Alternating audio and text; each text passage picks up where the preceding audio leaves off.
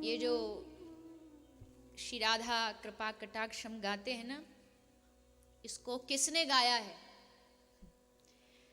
ब्रज का जो रस है उसके हिसाब से देखो तो भगवान श्री भोलेनाथ जी, भगवान शंकर ने इस राधा कृपा कटाक्ष को गाया। बताओ।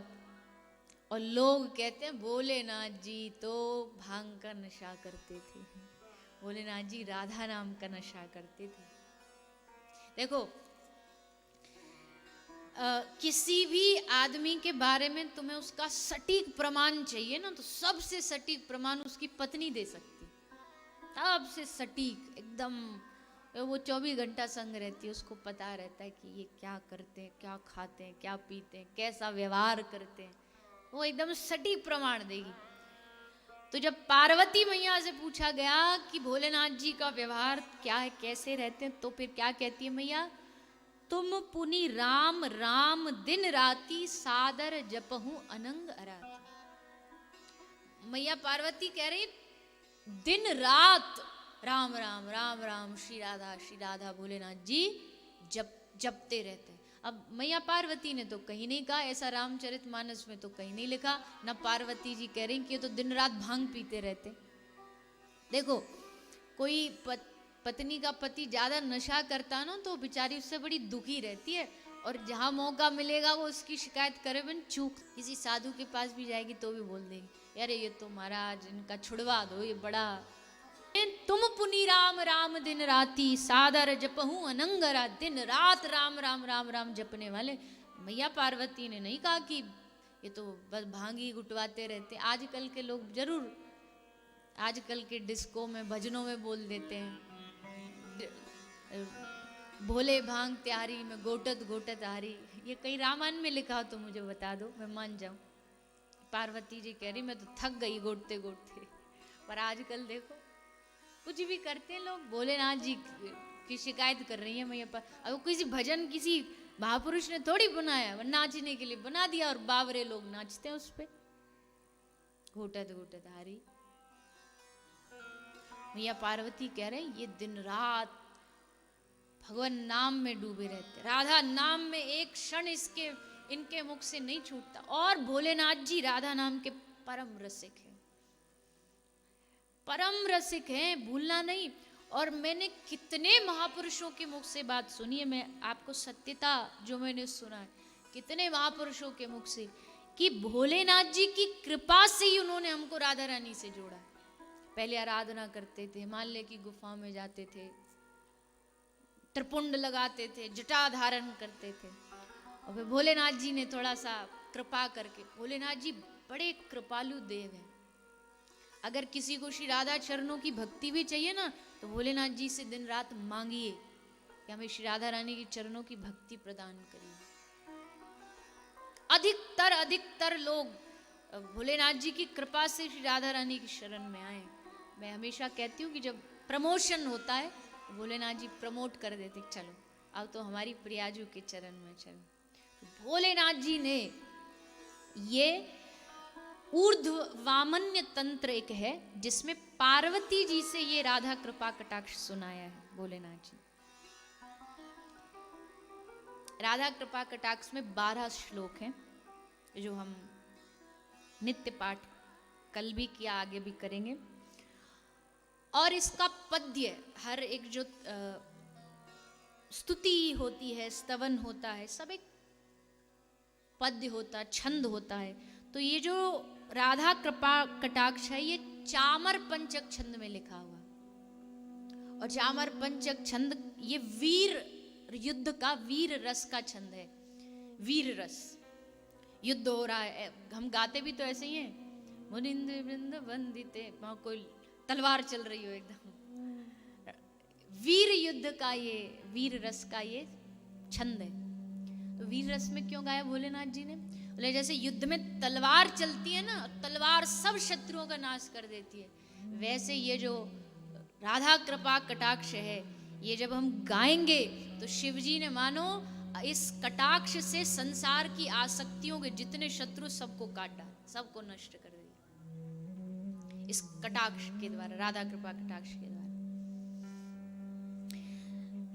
तो राधा कृपा कटाक्ष, अब इसका एक एक श्लोक की व्याख्या पूरी तो एकदम नहीं कर पाएंगे, बड़ा समय भी चाहिए उसके लिए, 7 दिन भी कम पड़ जाएंगे एक ही कृपा कटाक्ष का वर्णन करें।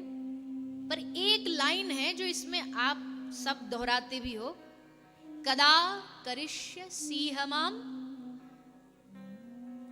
कृपा कटाक्ष भाजन। इसका अर्थ क्या है? कदा करिष्यसि माम कृपा कटाक्ष भाजन। ये ज्यादातर आप जितने भी लास्ट अंतिम जो लाइन है श्लोक की, ये सब गाते हो आप साथ में। मतलब समझो क्या कह रहे हो आप राधा रानी से, भोलेनाथ जी क्या मांग रहे हैं राधा रानी? कदा करिष्यसि माम कृपा कटाक्ष भाजन। देखो भक्त के जीवन में 2 ही शब्द होते हैं, कदा और किम। कदा और किम। कदा का अर्थ हमारे पास कोई साधन बल नहीं, हमारे पास कोई भजन नहीं, भक्ति नहीं, बस इन 2 शब्दों को लेकर के भक्त रोता है। पहला कदा, किम। किम मतलब क्या ये सेवा सुख मुझे मिलेगा? जिस मंजरी भाव की हम बात करते हैं, सखी भाव की, प्रिया प्रीतम को सेवा में लगी रहती, क्या किम, क्या ये सुख हमें मिलेगा? और दूसरा शब्द है कदा, मिलेगा तो कब मिलेगा? कदा करिष्यसि माम कृपा कटाक्ष भाजनम। हे श्री राधा रानी, आप मुझ पर कृपा की कटाक्ष कब करोगी? कब मुझे कृपा का अधिकारी बनाओगी? कब मुझे पात्रता दोगी? इसलिए कदा करिष्यसि माम कृपा कटाक्ष भाजनम। हर रोज आप ये मांग रहे हो राधा रानी से, कब कृपा करोगी? 12 श्लोक में 12 बार यही मांग रहे हैं, कदा करिष्यसि माम कृपा कटाक्ष भाजनम। ये हुआ इस लाइन का, इस पंक्ति का भाव, इस पंक्ति का अर्थ।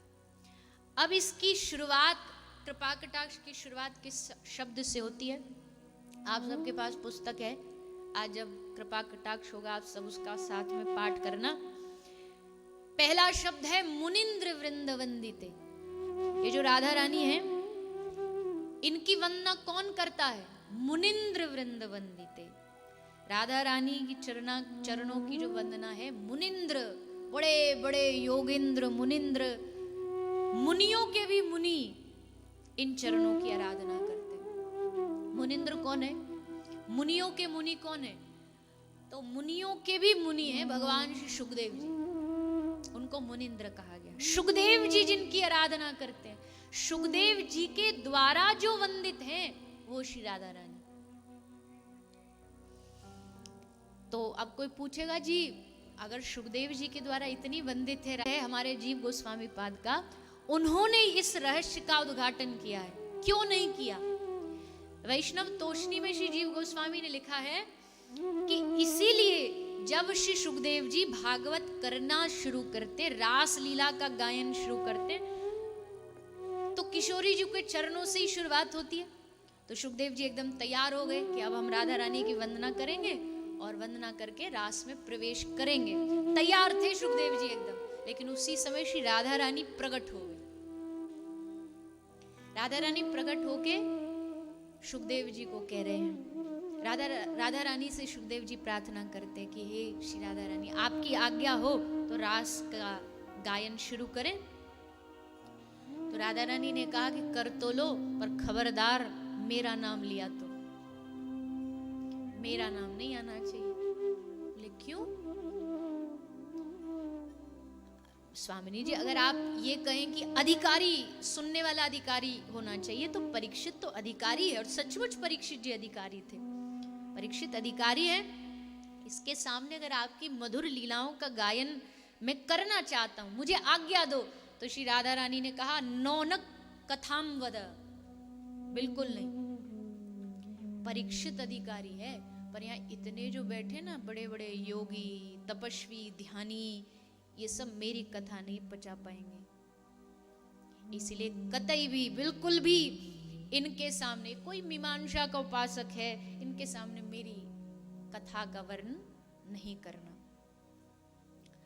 सुखदेव जी, अब देखो जो श्री राधा रानी का प्रेमी हो, वो कितनी भी कोशिश कर ले ना, उनकी महिमा गाए बिना रह नहीं सकता।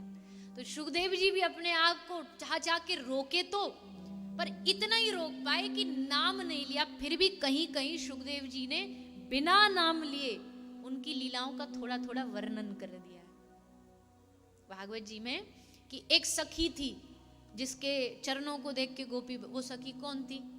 नाम नहीं लिया।